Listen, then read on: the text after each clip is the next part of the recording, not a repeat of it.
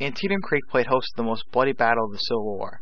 The Battle of Antietam was a massacre for both the North and the South. In 1862, the South's morale was high.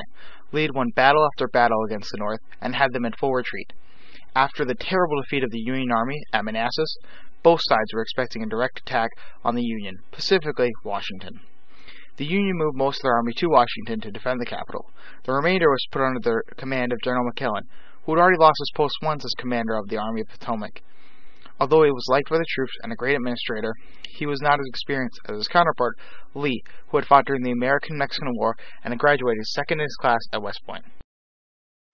When Johnny comes marching home again, hurrah, hurrah, we'll give him a hearty welcome then, hurrah, hurrah. The men will cheer and the boys will shout, the ladies they will all turn out, and we'll all feel gay when Johnny comes marching home. Lee knew that he had to make a move soon before the Union regrouped, and Lee, a respected general known for his cunning and strong leadership, wanted to ensure to keep the Union out of the South until winter of that year started. But he knew he couldn't do much attacking Washington directly, but he needed to destroy the garrison in Maryland. So Lee made plans to attack Fredericksburg, Maryland, then leave the city, split his force, and attack the Union garrison at Harper's Ferry from the north, east, and west. Lee moved into Fredericksburg on September 7th, and the Union government responded by sending McClellan after them. On September 10th, Lee's forces moved out of Fredericksburg to their different objectives. The main force was to go to Williamsburg and move around and attack from the west, while two other groups out of Fredericksburg moved and attacked Garrison from the north and another from the east. At this point, Lee was not worried about the Army of the Potomac and McClellan, believing them to stay and defend Washington, while McClellan was right behind him.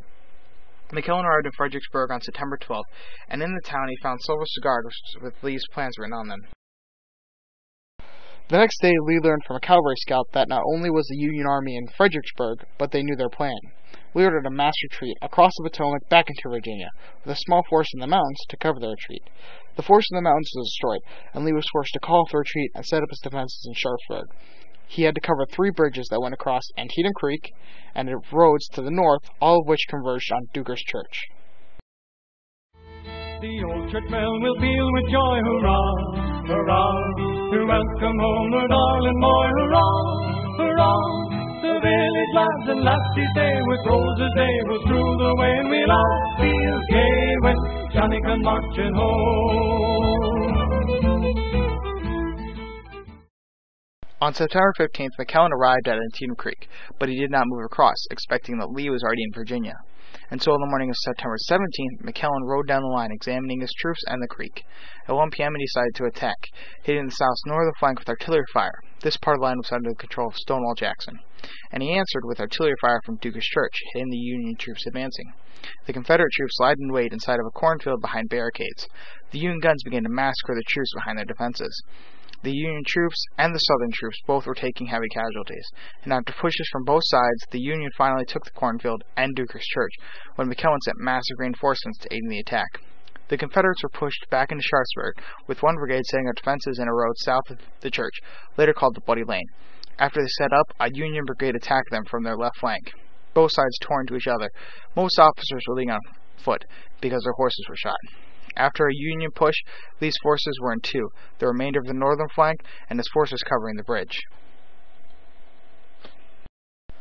One massive Union push was all that was needed, but McClellan did not see the opportunity. While the Battle of the Bloody Lane was in progress, Union forces were attacking the lower bridge, only instead of sending all the troops at once, they were sending small forces that were destroyed, then another force, never making any success.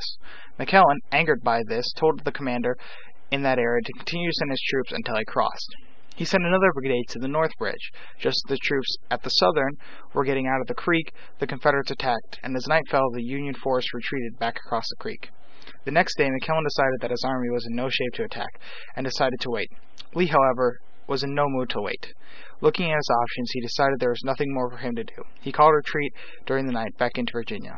McClellan on the 19th discovered that the Confederates had retreated and spent the next month in Sharpsburg, before being relieved of his position. The battle ended with 13,000 deaths on the Union side and another 13,000 on the Southern side, and neither side getting anything, although it was called a long-term victory for the Union.